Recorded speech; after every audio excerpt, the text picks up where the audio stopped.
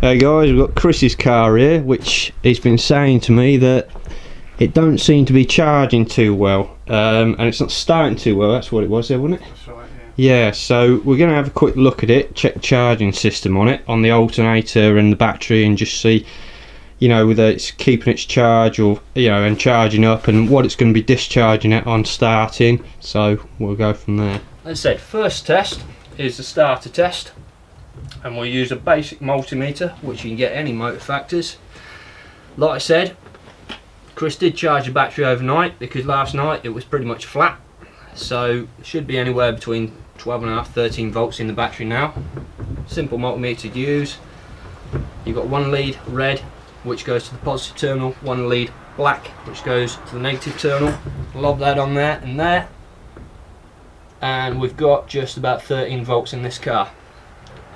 So anyway, as I said, we'll do a start test, and it should drop to a minimum. You know, the worst case is it drops to 9.5 volts. If it goes below 9.5 volts, there's a problem with the battery. Every car is different, so don't take that as, you know, rule of thumb through and throughout, because every car is a little bit different. But the general sort of rule of thumb is if it drops below 9.5 volts, there's a problem with the battery. That's during cranking. So anyway, here we go, we're connected up to the terminals. As I said, 13 volts. Chris, if you want to turn it over. Went down to about 11 volts there, but I just want to do that again with the ignition disconnected, just so we can get a true test. So if you want to just turn it off there, Chris. So all I've done is disconnect the wire going to the coil, so the car won't start. We're going to do the same thing again.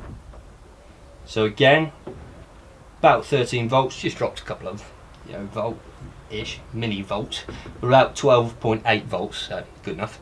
Chris, if you want to just start it. Okay.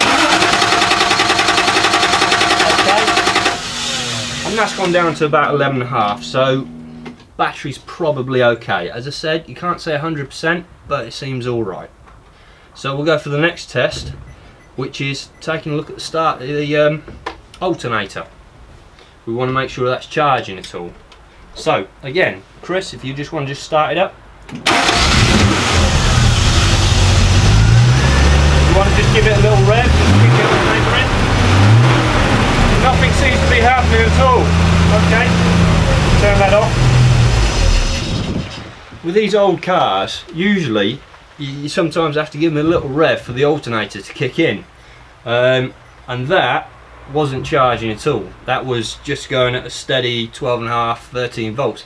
It should really be going a little bit higher than battery voltage, but what we'll do now is we'll change the alternator over, because I've got a spare one, and just see what happens. You know, hopefully it should go up to about 13.5 volts. If it don't, it's something else, but hopefully it should. So anyway, we'll do that and see how we get on. Okay, first thing to do when working on any electrical system is just to disconnect the earth lead of the battery. I mean, you can disconnect both, but it doesn't make too much odds. Best off disconnecting the earth, more so than anything. Right, so one other thing to check before we do take the alternator off is that the fan belt is nice and tight. Now I've loosened this one off just for demonstration purposes, just show you a loose one. And pulling it back like that, about that sort of tightness it's good enough. Obviously it's got to be a reasonable tightness, but if it's loose, it's just going to go around and nothing's going to happen and the car's not going to charge. Alright, let's get the alternator off.